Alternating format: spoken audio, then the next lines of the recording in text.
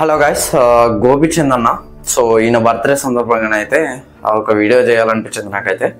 అంటే మన డ్రీమ్ మనం ఒకటి అనుకుంటాం, ఇది జరుగుంటే బాగుండు కదా అని ఒకటి అయితే ఉంటుంది కదా.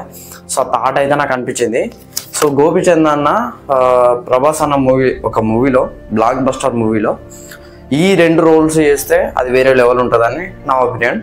సో చేసుంటే ఒక రోల్ చేసుంటే ఇంకో రోల్కి ఛాన్స్ అయితే ఉన్నది. సో దాని గురించి డీటెయిల్గా మాట్లాడడానికి అయితే ట్రై చేస్తాం.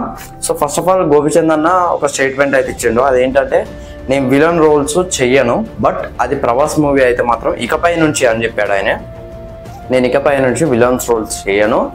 ఒకవేళ అది ప్రభాస్ మూవీ అయితే మాత్రం ఖచ్చితంగా నేను విలన్ రోల్స్ చేస్తానని అయితే ఆయన చెప్పడం అయితే జరిగింది. ఇంకోటి, అన్స్టాపబుల్ షోకి అయితే గోపిచంద్ అన్న వచ్చాడు, ప్రభాస్ అన్న ఇద్దరు కలిసి వచ్చారు.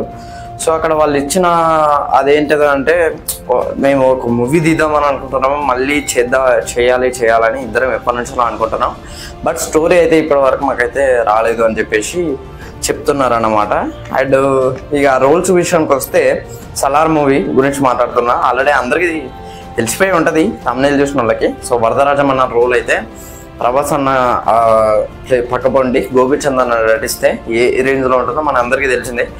ఎస్పెషల్లీ అది ఫ్రెండ్షిప్ మూవీ కాబట్టి ఇంకా స్ట్రాంగ్ ఉండు. బయట వాళ్ళ ఫ్రెండ్షిప్ ఎట్లా ఉంటుందో మన అందరికీ తెలిసిందే. అట్లాంటిది ఒక మూవీలో చూపిస్తే మాత్రం ఇక వేరే లెవెల్ ఉంటుంది.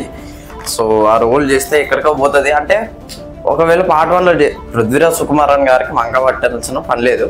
ఒకవేళ పార్ట్ 1లో కనుక ఆ మూవీలో గోపిచంద్ గారు వరదరాజం అన్న ఆ రోల్ని ప్లే చేసి ఉంటే మాత్రం ఖచ్చితంగా ఎక్కడికో వెళ్ళిపోయేది. డెఫినెట్గా 1000 కోట్లు కొట్టేది. ఎందుకంటే అంత స్టార్డమ్ ఉన్న ఇద్దరు వ్యక్తులు ప్రభాస్ అన్న అంటే పృథ్వీరాజ్ సుకుమారన్ గారు నేను ఇక్కడ తక్కువ చేసి చెప్పట్లేదు, బట్ ఆ ఇంపాక్ట్ ఏదైతే ఉన్నదో మన డ్రీమ్ ఫుల్ఫిల్ అయ్యేది.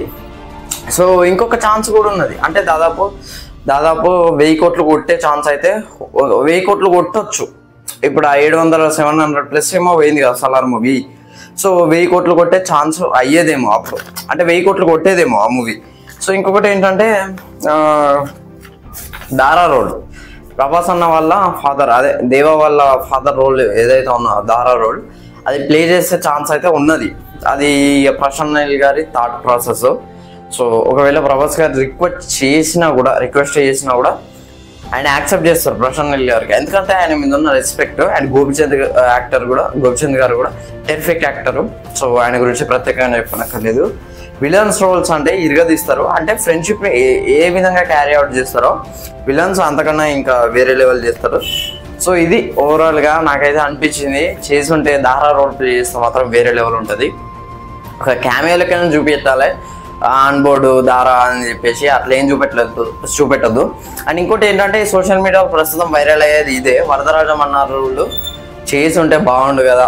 సో అప్పుడు మనం KGF రిలీజ్ అయిన తర్వాత అనుకున్నాం కదా, KGF 1 KGF 2 బ్లాక్ బస్టర్ అయిన తర్వాత మనం అనుకున్నాం, అరే ఇట్లాంటి ఎలివేషన్స్ కదరా ప్రభాస్ అన్నకు పడాల్సింది, ఈ మూవీ కదరా ప్రభాస్ అన్నకు పడాల్సింది అని చెప్పేసి చాలా మంది అనుకున్నాం. ఇది ప్రభాస్ గారు కూడా ఒక ఇంటర్వ్యూలో చెప్పారు. అట్నే ఇప్పుడు మనం అనుకున్నాం వరదరాజం అన్న రోలు గోపిచంద్కి పడాల్సిందే అని మనం అనుకున్నాం అన్నమాట. అండ్ ఇంకోటి ఏంటంటే, దారా రోల్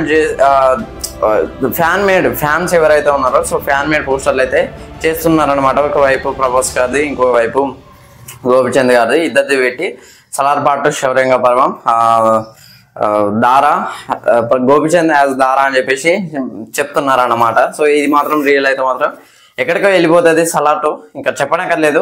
1000 కోట్లు అనేది అయితే చిన్న పదం అయితే అయిపోతుంది. సో ఇక నేను చెప్పదలుచుకున్న అయితే ఏం లేదు. సో ఇది ఫ్రెండ్స్ ఓవరాల్గా వీడియో కనుక నచ్చినట్లయితే లైక్ చేయండి, షేర్ చేయండి, కమెంట్ చేయండి, ఛానల్ సబ్స్క్రైబ్ చేసుకోండి. Thanks for watching.